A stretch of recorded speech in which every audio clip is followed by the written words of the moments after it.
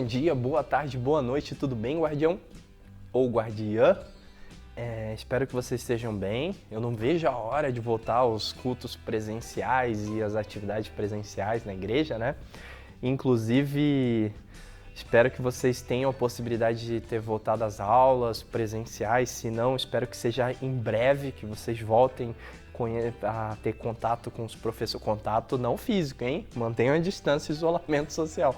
Mas assim, contato conversar próximo, né? Tá na mesma sala e compartilhar o mesmo ambiente. Espero que vocês tenham essa possibilidade logo, porque é muito melhor do que ficar assistindo vídeos na internet, né? Eu realmente concordo com vocês nesse sentido.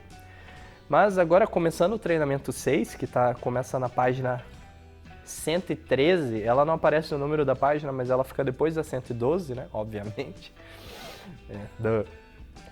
O treinamento 6, o título é Quem ouve minhas palavras e as pratica. Lembrando que vocês devem ir para um lugar mais silencioso, mais isolado da casa de vocês, se possível. Pedir para o pai e mãe dar uma ajuda, assim, pai, mãe, posso ficar um pouco aqui? Ou pega o escritório ou o quarto de alguém que seja mais tranquilo. Vá até lá para que seja um momento de comunhão individual de vocês com Deus e de aplicação pessoal.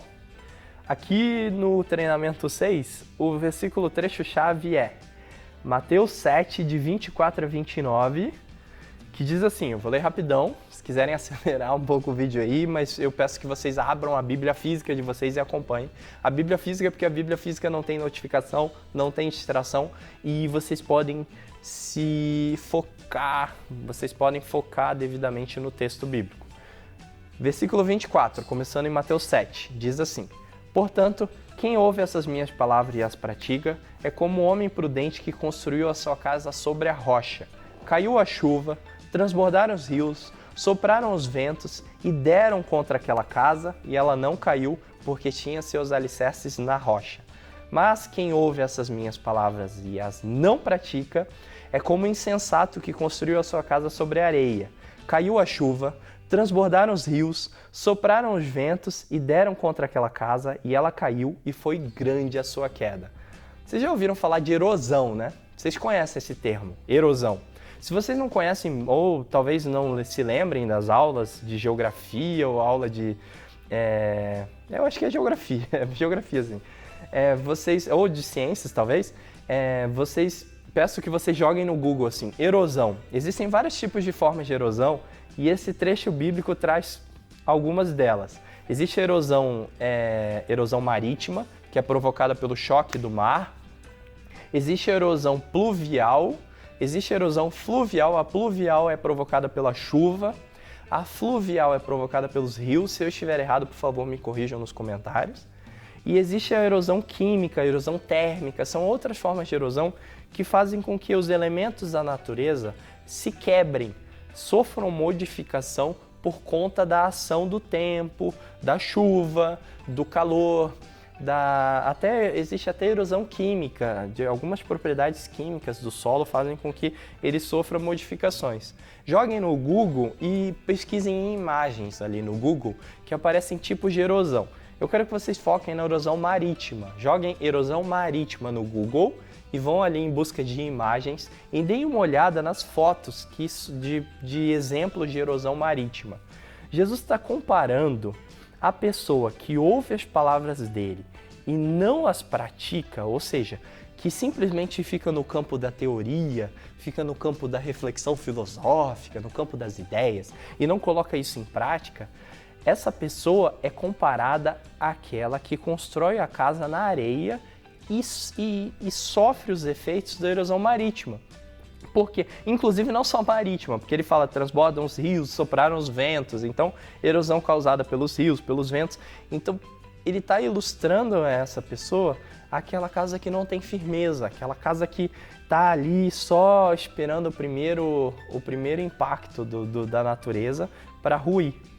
Por que ele cita esses fenômenos de erosão e compara a pessoa que não pratica com esse tipo de situação? Porque na vida nós sofremos uma série de dificuldades, sejamos nós pessoas justas ou pessoas injustas. todos, sem exceção, sofrem dificuldades na vida e sofrem desafios e são desafiados. Todos nós sofremos dificuldades e somos desafiados e temos que ser fortes para enfrentar essas circunstâncias difíceis. Não achem que vocês estão sendo punidos necessariamente por Deus quando vocês sofrem ou passam alguma dificuldade. Quando vocês tiram uma nota baixa na prova, às vezes é consequência da falta de estudo, né? Ou quando algum colega não... a maioria das vezes é consequência da falta de estudo.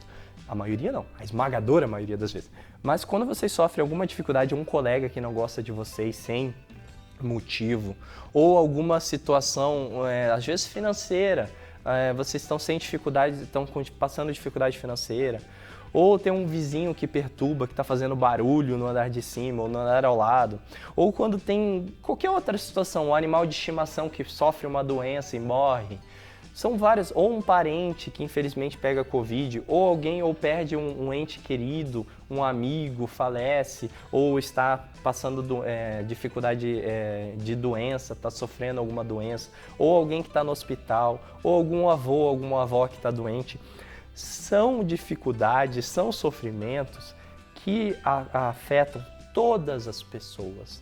Não existem pessoas que estejam livres de dificuldade. Então Jesus compara.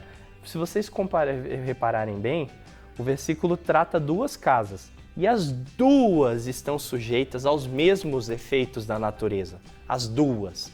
Mesmo aquela que está firmada, está construída na rocha, quanto aquela que está firmada na areia. As duas estão sujeitas aos mesmos efeitos. Ou seja, tanto aquela pessoa que tem Cristo como alicerce, aquela pessoa que ouve a palavra e pratica a palavra, que traz para o plano da realidade, aquela pessoa que cumpre aquilo que Deus manda, quanto aquela pessoa que não cumpre, as duas estão sujeitas aos mesmos sofrimentos.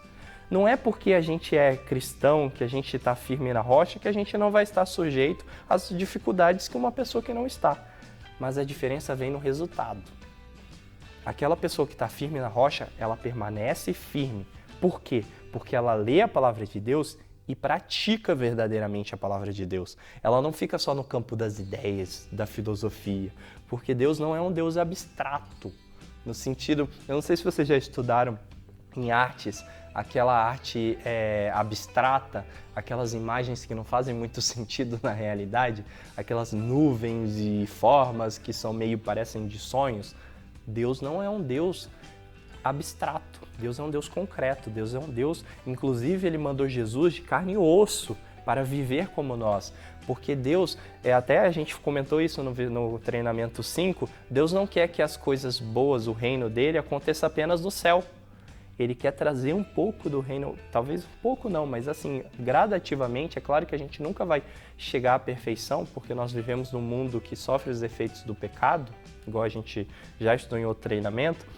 O pecado trouxe problemas para o mundo, mas mesmo assim nós temos o objetivo de trazer pouco a pouco o reino de Deus aqui na terra, na prática, na vivência.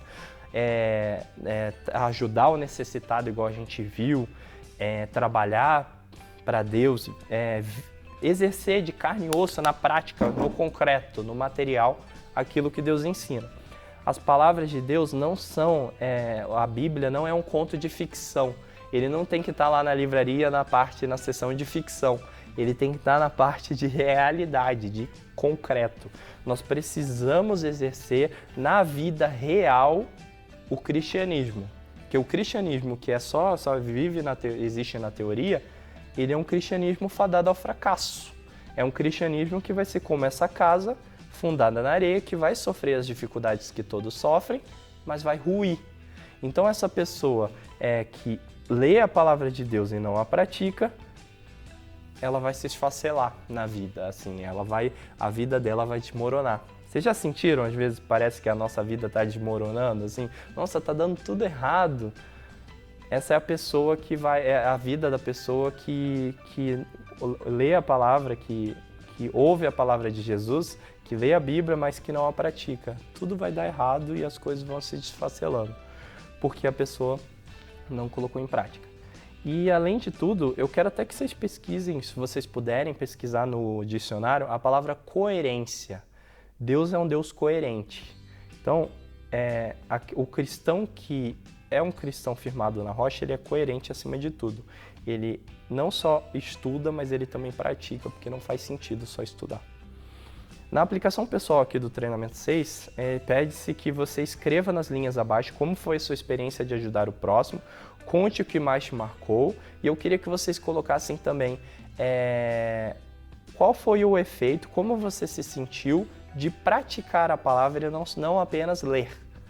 Coloquem ali uma ajuda a um amigo, a um primo, um ato de perdão a uma ofensa que vocês sofreram. Escrevam aí na apostila como foi praticar a palavra e como você se sentiu, já que Jesus disse que a pessoa que pratica é igual a casa firmada na rocha, que não há erosão que derrube. Agora que peço que vocês tenham um momento de oração, pedindo a Deus que pratiquemos sempre o que Ele nos direciona e que seja verdade quando alguém pergunta assim: e aí, irmão, como você tá? Aí você diga: na rocha, irmão. Por quê? Porque eu pratico a palavra de Deus. Beleza? Esse é o último treinamento da nossa apostila do primeiro bimestre. Peço que vocês curtam o vídeo, compartilhem, escrevam nos comentários o trecho que mais chamou a atenção, beleza? Valeu, espero ver vocês, inclusive presencialmente.